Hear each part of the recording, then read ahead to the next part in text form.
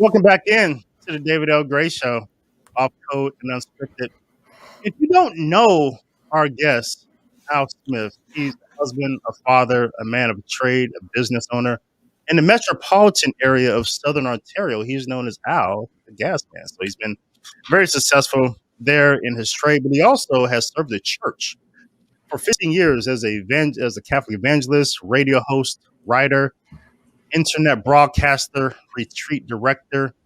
He's often featured. He's been featured on EWTN radio, and television, Radio Maria, the Catholic channel, Relevant Radio, Shalom TV. He is the founder and director of the Archbishop Fulton J. Sheen Mission Society of Canada. And he'll tell you where he'll tell you more about where to find some of these things. He has a lot of different websites, but he served on the board of directors for the Archbishop Fulton J. John Sheen Foundation in Peoria, Illinois, which promotes the cause of canonization for Fulton J. Sheen. Al is the creator of the website Bishop Sheen Today, which features the life and works of the Venerable Archbishop Fulton J. Sheen. He's a writer also at Catholic Exchange magazine and is the editor of 4 best-selling books by Sophia Press Institute. The Cries of Jesus from the Cross is one of them. That's this book here. I have it. Lord Teaches How to Pray, a Fulton Sheen anthology.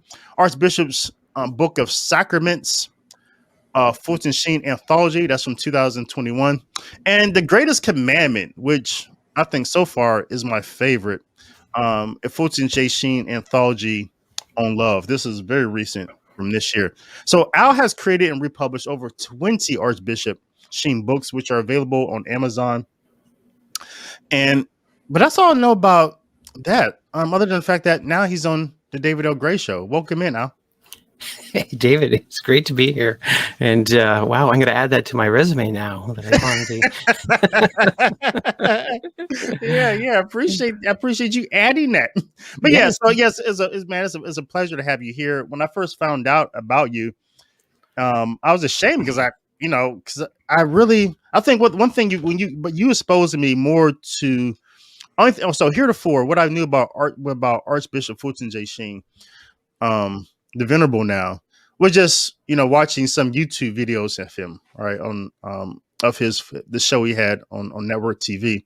That's all I had. Had really no idea that there's so much treasure in things that he had written and the full depth of his thought. Definitely, he presents himself as a very devout, articulate, knowledgeable Catholic on his shows. But man, really, just the depth of his writing is just so rich. But how did you? So I thank you for giving me the opportunity to dig more deeply into him and start asking him more fervently for his prayers. But how did you discover him? Well, it was a God incident. I didn't find Fulton Sheen until I was 48 years old. And of course, I grew up as a cradle Catholic. I didn't watch any of his videos, read any of his books. He wasn't even on my radar. And it wasn't until we were sending our children off to college that I found Fulton Sheen, and I was dropping one of my daughters off to a little Catholic college up in Ontario called Our Lady Seat of Wisdom. And my good wife was in the library while I was settling her into her dorm. And there my wife saw a box of books that said free books. And of course, my wife is a thrifty shopper. She loves the word free. And so she these free books. And so I was driving home and with her, and I said, what do you got? And she says, well, I got these books. They were free. And I said, okay, well, tell me what you did get. And she says, oh, there's this book called Peace of Soul by Fulton Sheen. Okay. And I go, oh, okay, who's he? She said, well, I said, read to me just a few lines. And she opened up the book and she read from page 1. And Fulton Sheen simply says, unless souls are saved, nothing is saved. And I kind of almost went back and said, what? No, unless souls are saved, nothing is saved. And I thought, how profound is that? And because it reminded me of my teenage years where, I was hanging out with the Baptist and the evangelicals. I was more of what I call a charismaniac Catholic. My mom and dad were in the renewals, so of course we had to go through and endure that period of their lives where they were involved with renewal. So, praising the Lord and handing out Yeah. Bible tracts and all of that was part of my youth. Yeah. And Were they like Al? Were they like Alan? Were they like charismatic Catholics? Were they into that the charismatic renewal? Were your parents into that? yeah, they would go to prayer meeting every Wednesday night, of course. Okay. So and there was the prayer group. There was 200 people that would go to the Wednesday night meeting. It was quite a big movement at the time, and Yeah. so my mom was in music ministry, so she was Okay. plugged in, right? Okay. Okay. So this whole spirit of saving souls just kind of rekindled my youth, and I Hmm. thought I need to find out more. And so when I got home, I started to look up Bishop Sheen. I'd never seen one of his videos. I'd never listened to his lectures, and all of a sudden, I just got drawn in by his just his the way he does this. His eyes pierce into your soul. He has not vaudeville, but he could tell he just has a presence when he's Hmm. on stage. He Hmm. Yeah. captivates an audience. And, I just thought I started watching video after video after video. And the next thing I know, I said, I need to read one of his books or two of his books. And I went onto the internet and he wrote 66 books. And I thought, wow. uh, I said, let's see what the titles are. And then, there was things about the philosophy of religion and, the religion and science. And some of these books that just were going to go over my head. But I saw this Hmm. one title called Victory Over Vice. Okay. And I thought, oh, that sounds like So that's me. where you started. You started on victory over Victory vice. Over Okay. Vice. Yeah. Yeah. And I thought, okay, let's give this a try. And it was only 100 pages. And I thought this will be a good read. And what Fulton Sheen did with that one little book was he won me over. It was like a good parish priest who just took you under his wing and said, if you'll just give me a chance, I'll talk you through, what you're struggling with. And, we have to admit, we all struggle with sin. Um, a lot of times we think, oh, I'm not that bad. I'm a good person. But Fulton Sheen will reveal to you that we have, I think a little sense of all the seven deadly sins in our lives, the sin of anger, the sin of envy, the sin of lust, the sin of pride, the sin of gluttony, the sin of laziness, and the sin of greed. Like, Mm. we all kind of struggle with these sins from time to time. I think the scripture says even a good man will fall 7 times, and I think when some people do their examination of conscience, they realize, yeah, I keep falling. So I was looking for a little help, and Fulton Yeah. Sheen kind of unpackaged the seven deadly sins and gave me an antidote in the seven last words, that those words that Jesus spoke from the cross are the answer to everything, all of life's problems, the sins, how to practice the virtues, how to live the Beatitudes, how to enjoy the Mass, fall in love with the Blessed Virgin Mary. Fulton Sheen, for 58 consecutive years, gave these reflections on the seven last words. He had these Good Friday messages that, thousands of people would line up to hear. And of course, we'd hear the replays through the audio recordings. But again, Yeah. he had the seven last words down. He really did. Yeah. And it just kind of drew me in. So that was my first taste of Fulton Sheen. And I was 48 years old. Yeah. And here I am, 12, 15 years later. Yeah. Um, I'm still in love with Fulton Sheen, his writings, and I just want the world to read his books and listen to his recordings and watch his videos. So Yeah. that's what we do. Yeah. Thanks for coming on, Alan Smith, telling us. So speaking with Mr. Alan Smith, his resume is quite extraordinary, but on here primarily talking about his his books and his apostolate for Venerable Archbishop Fulton J. Sheen. And before we go a little bit further, Alan, can you just tell people some of the best places to find out what you're doing and find out more about your books? Right. Well, I always say visit bishopsheentoday.com. And because we need Bishop Sheen today. I mean, all I did was I gathered up all the YouTube links, all the audio recordings. They're all there on the internet, but you know what it's like to surf. It's very difficult to find this and find that. So I put it all under one roof. And of course, it's all free. So you can watch the videos for free, listen to the audio recordings for free. But it's bishopsheentoday.com. And there's also the Sophia Institute Press website, and they're sophiainstitute.com. And they've been carrying my Fulton Sheen anthologies for quite some time. And of course, the work that Sophia Institute Press does is just, it's fabulous. I mean, they have so many good writers and authors. Of course, their reach is really good to teachers, especially. And so, again, I'm grateful to Sophia Institute Press for the work they do. So you'll find me on bishopsheentoday.com and Sophia Institute Press. And I just posted a link to those in the comment stream. I have one in the description box if you're watching the recorded version of the show. Yeah, man. So this is really a fascinating topic. You said 48 or 38? 48 years old. So you're 48. So you don't look that old, because you said 12 years after. So you don't look like you're 60. So I'm 60 now. Yeah, I'm 60 now. Yeah. I mean, I have some beauty secrets that I don't want to reveal. You know? But I will say that my best beauty secret is Padre Pio, when he had that advice of pray, hope, don't worry. I learned not to worry years ago. I got worry out of my life. And it's the fact that I don't stress too much. It really helps with the keeping the wrinkles down. It really does. Yeah, you're definitely right about that.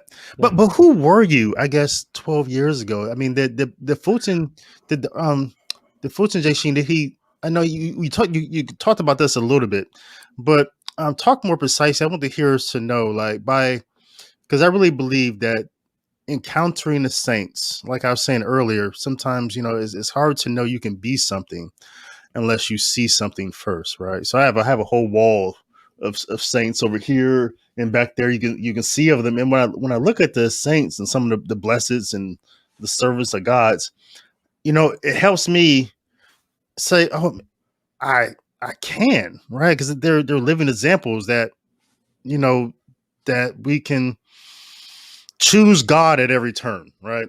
Or at most turns, hopefully. But we get to the point where we say yes to God, and no to sin. So I really believe that. So I wanted listeners to hear, how did discovering Sheen change the trajectory of your life, or fundamentally do something powerful in you? Well, I think what Fulton Sheen did for me was he got me a little bit more serious. Take your soul a little bit more serious. I've always had devotion to saints. I think as part of my Catholic upbringing, I've journeyed with Saint Joseph for many, many years. When my wife and I were in our pre-marriage classes 37 years ago, what happened was the formators presented Saint Joseph to the men and the Blessed Virgin Mary to the ladies. And I always remember those talks about going to Joseph and being a Joseph. And so, being a man of trade, and I'm a village plumber. Everybody knows me. I've been in everybody's house fixing their pipes over the years. But I try to be a Joseph. I try to be like Saint Joseph, because he was known as a just man. And so again, that character building, that the saints represent that beautiful example. And then there's other saints that appeal to me. Saint Maria Goretti. Of course, in those years, Fulton Sheen would say that the sins of a young man are lust. The sins of a middle-aged man is pride and position. And the sin of an older man is greed, usually. But again, Saint Maria Goretti helped me through those years, of course, when you're just being assaulted with all those things of lust, it seems, in society. So I've, clung on to her. And I have a picture of Saint Lucy holding her eyes on a platter here in my office. And so she guards my eyes on the internet. And she's like my girlfriend that reminds me, hey, be careful what you're watching. So holy reminders. So the saints, and I'm convinced that the saints pick us. They pick us. And I have a feeling that Fulton Sheen picked this village plumber and just said, I'm going to let you run with this. I'm going to Yeah. groom you. I'm going to mentor you. And here's my material. Now go and use it in your everyday life. And I use this material from Fulton Sheen when I'm in with customers, when I'm conversing about life, because Fulton Sheen's show was called Life is Worth Living. Mhm. He was basically saying to all of us, God has a plan for each and every one of you. Embrace it. You were created on purpose, and Yeah. God has a purpose for you. And I think this is what I find. So Fulton Sheen's books are the playbooks.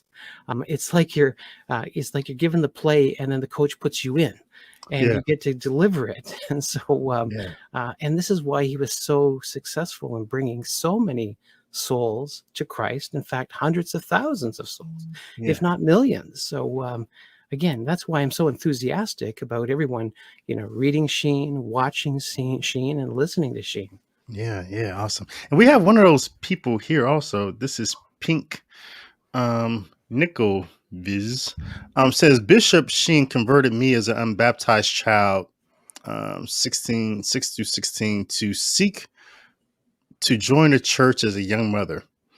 My love of Bishop Sheen is nearly 60 years now. Wow. Via TV and radio during the 60s. So Pink, you told everyone's telling their age here. So you told Jero. It's awesome. But I want to ask you, so I know you obviously hear stories like this a lot. Um, but how did it affect you or in your apostolate, just on a personal level, when his canonization was delayed? Was that frustrating for you? Or talk a little bit about that, because I know some people are. It gives it's a Right. point of tension for them. Yeah, and it's difficult to watch. I've been very active in Canada, of course, getting Bishop Sheen on the radio.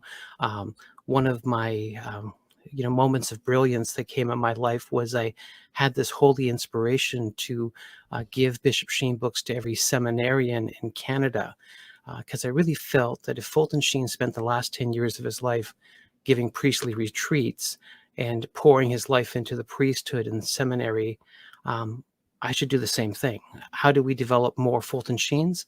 Let's give Fulton Sheen books to the seminarians so they start to think like Sheen and hopefully preach like Sheen. Wow. So Bishop Daniel Jenke, the Bishop of Peoria, saw the work I was doing in Canada, and he said, oh, this guy, he's just a fireball. Let's get him on the board. Let's get him here to give us some of that zeal. And so in 2013, I was invited to sit on the board of directors. I'm the only non-American on the board. I'm from Canada. Wow. And yet meeting with Sheen's family and, of course, these bishops and monsignors who have been moving the cause forward and dealing with the Vatican for, over 10 years, to watch this roller coaster ride of good news, bad news, good news, bad news, fighting over the body with the Yeah. Diocese of New York. It was very disheartening to know that things were put on pause.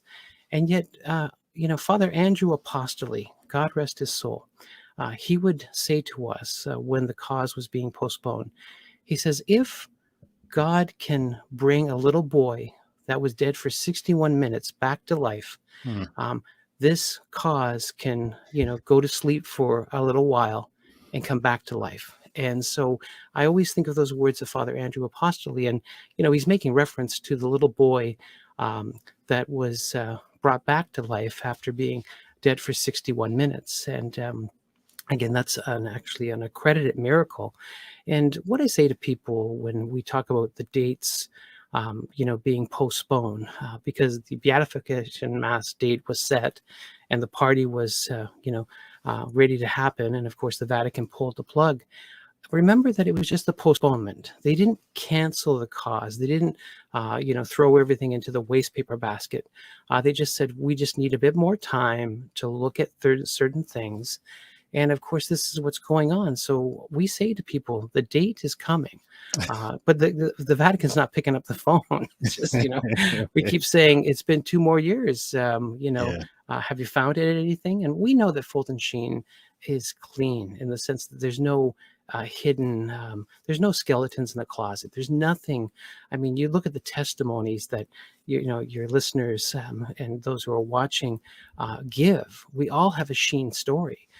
The man touched not only my life, but the life of my father and so many others. So we're just waiting for the Vatican to finally, say, okay, let's do this, and it'll be a great day, not just in America, but all over the world. And so I always say, Rome moves very slow. Yeah. And we were spoiled with Mother Teresa and John Paul II. Those two saints were, sped through the system. Yeah. Yet most saints take 50, 100 years Yeah. before they're declared saints. So remember, Rome moves slow. Yeah. That's a good note. I want a lot of people to hear. Because I don't. And I get the whole saint now thing. I get that. That's part of our tradition. But like you said, there's nothing wrong with being patient, right? In these things and doing what we need to do, right? Right. And being, because the saints, I think they inspire us to be saints, right? They inspire us to be saints. So sometimes if we can't get the saint we want at the moment, we can at least be the saint we need to be in the world ourselves. But yeah, a couple more testimonies coming in. John Boy says, as a young boy, I watched Bishop Sheen with my dad. He taught me to love Catholic logic. And I think that's a great point. I'll let you talk about in a minute after I show a couple more of these testimonies that, as you demonstrate in your books, I mean, you could tell that he wrote, as Pope Benedict XVI would say, he wrote theology on his knees, right? So his wisdom, it was something that you could tell was something that came from above. And so talk about that for a moment. And Brass Mom says, my dear friend, now deceased and old enough to be my mother, everyone's telling their age here, knew Bishop Sheen personally. And told me how he stayed with her and her family when he visited Chicago. The last time was in 1952. And John Boy comes back in and said, as a young boy, I watched Bishop Sheen with my dad. John, you posted that one twice. I'm sorry. Talk about that. Just talk about Sheen and what you discovered by republishing his books and by putting together these anthologies. And again, we're speaking with Alan Smith. Two books I definitely recommended. I'm going to get some others, but this first one, The Cries of Jesus from the Cross, is thick. But you see, I'm starting to work myself through, have my bookmark in there. Really rich things there. Especially, it's a great book for Lent, I found. As I'm reading, like you have a devotion to St. Joseph. So I've been reading a book on St. Joseph this Lent, but you sent me this book and I've been trying to mix it in a little bit. And then this book here, The Greatest Commandment, a Fulton Sheen anthology on love. You can find all these books at Sophia Press, but I posted a link below where also you find some resources to get in touch with Alan and what he's doing. So, and that's at bishopsheentoday.com. So what did you discover in writing these books and putting together these anthologies and republishing these books, Alan? Right. Yeah. Well, I think I'll go back to your comment that, he did a lot of his writing on his knees. And, Fulton Sheen is known for his devotion to a daily holy hour. And of course, he talked the talk and he walked the walk. He preached the necessity of everyone making a holy hour, just conversing with the Lord, spending time, being in his presence. And this is where he got many of his holy inspirations. And when we look at the lives of the saints, we see that common thread that these holy priests made their homilies in front of the Blessed Sacrament. So let's just say he had a great hall monitor when he was writing his papers in our Blessed Lord. And so one thing that Fulton Sheen did as he wrote, he was always the teacher at heart. He was always trying to educate souls and bring souls to an awareness of Christ. And of course, he had this, I want to say, secret weapon, in that he had the sacramental grace of being a priest. Not only was he a writer, but also a priest. And so, again, that grace that came through that sacrament really shines in his writings. And you could see as you go through his whole body of work, which I have, I started to see a number of core themes. And this is why it was easy for me to put together these collections. Okay. It's difficult for people to say, oh, 66 books, which ones do I choose? Yeah. Where do And you start? Right. yeah, where do you start? And so I say, let's start with the cross, because the scriptures say, unless I preach Christ and him crucified, I'm missing the mark. We have to have that encounter with that great love story, that Hmm. Jesus came to this world to die for us and to lay down his life. So start with the greatest love story ever told. And, a lot of times we think of course, that's our Lord taking on human flesh and dwelling among us. Yeah. But there's that, love story of him laying down his life and dying for us. So, again, I found book after book after book with this theme on the 7 last words. Fulton Sheen calls it the greatest sermon ever preached by the greatest preacher of all history, the dying Christ. Yeah. And these are the words of a dying man, but still very profound words. And so I thought, I just Fulton Sheen, because every year he just continued to just share, wow, the love of Christ, this great homily. And one year he would talk about the 7 last words in the Mass. And the next year, he talk about the 7 last words in the Beatitudes. And the Oh, next year, the 7 last words in the 7 deadly sins. And I thought, this just needs to be a retreat, like a mini yeah. retreat. And so I just Interesting. took 7 of his books and put them together in the order that he delivered them, as if, a teacher says, here's lesson number 1, here's lesson number 2, here's lesson number 3. And so it was easy for me just to put that together and set it up as a retreat. Okay. And I approached Sophia Institute Press with the idea, and they just loved it. And of course, now we're on our 6th printing of Okay. that book. It continues to go. But it was that Wow. theme about the cross. And I thought, okay, where do I move on from there? What's needed in society? And everybody always says, I need help with prayer. Oh, my prayer life, I need a boost. I need something. And I thought, oh, yeah, okay, I'll put together Sheen's writings on prayer. And I found that he wrote about the Our Father and the 7 last words, about the Mass, about the Holy Hour, about Stations of the Cross. Because again, Fulton Sheen wrote about all of this. And I thought, let's make another anthology called Lord, Teach Us to Pray. Uh-huh. Because I was thinking too, my adult children, as a father who is responsible for their catechesis, I think sometimes we forget the men have a great responsibility Yeah. in teaching the faith. I know a lot of times we let our wives, our wife do it, or our mothers or whatever, but it's our job. And so Yeah. I thought, if my children don't listen to me, I'll leave them something behind that will just be the same lesson plan that I would give, but it's Fulton Sheen giving it. So Mm. I'm hoping my kids get the lessons before they read the book, but still. So this encounter with Christ on the cross, this idea of helping people to pray, brought these first 2 anthologies together. And then I thought, I need a book on the sacraments. Every Catholic home needs a book on the sacraments and marriage.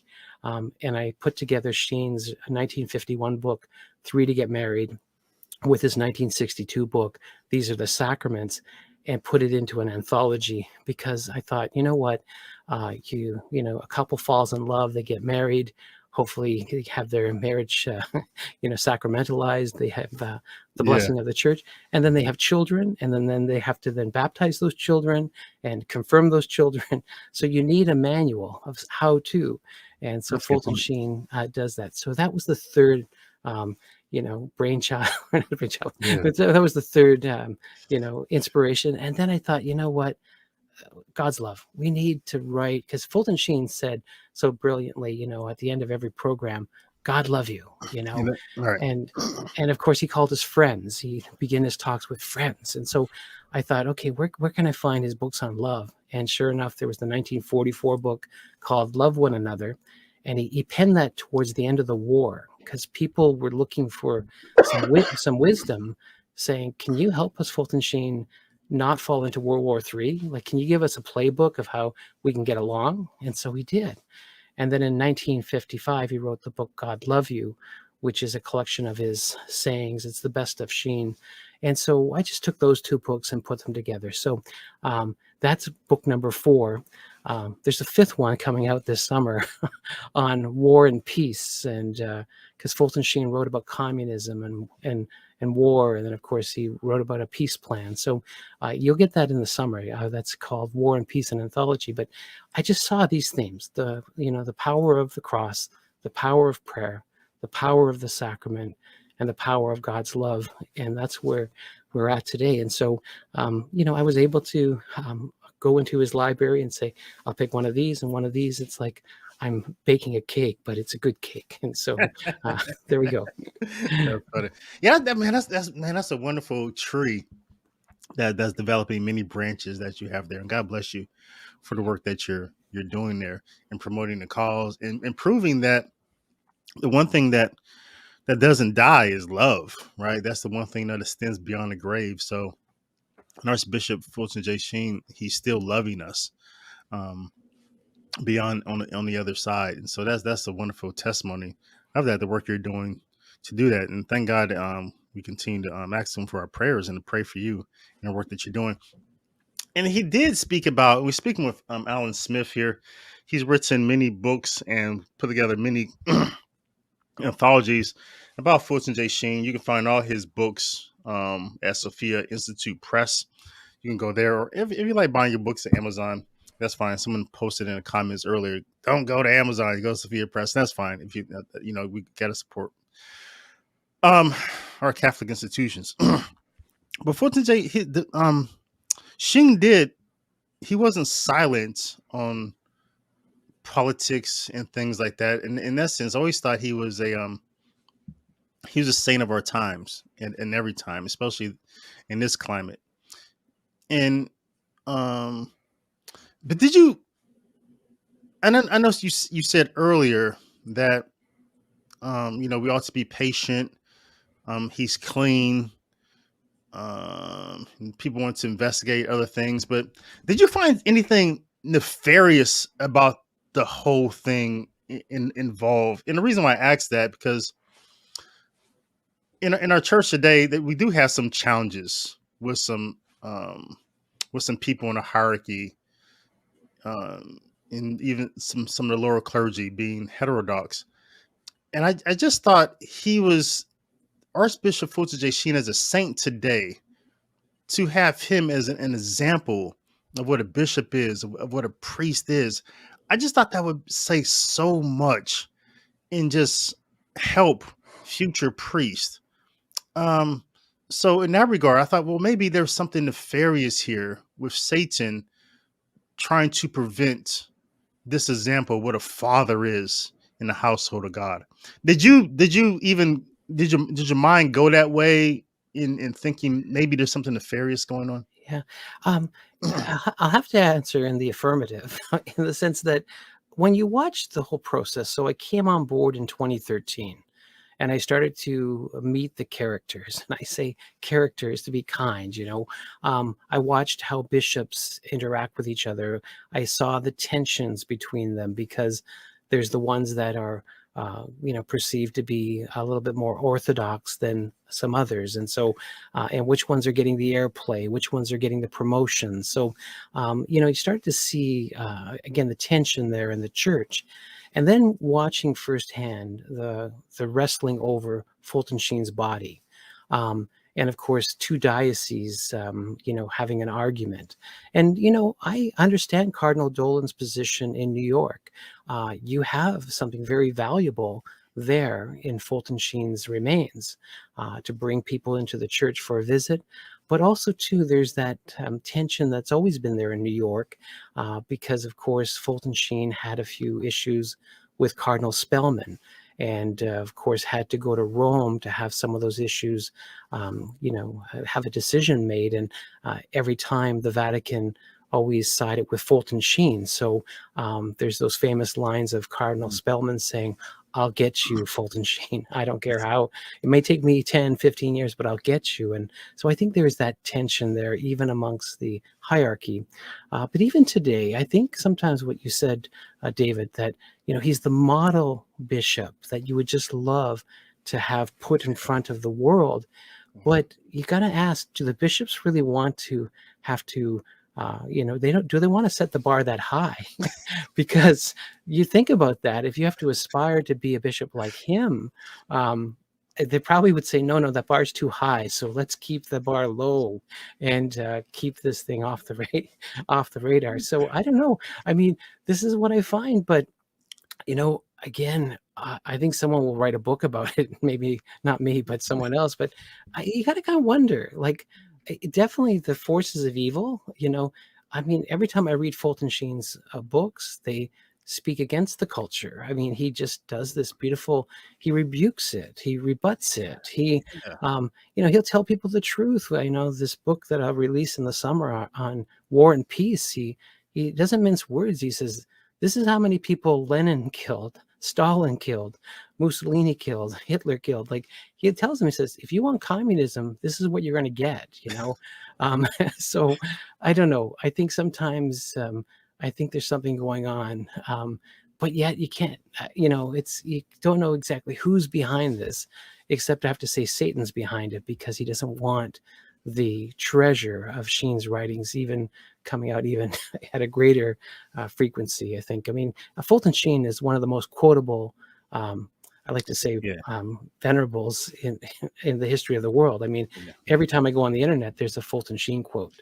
And the stories that your viewers are posting about conversions and, that's everywhere.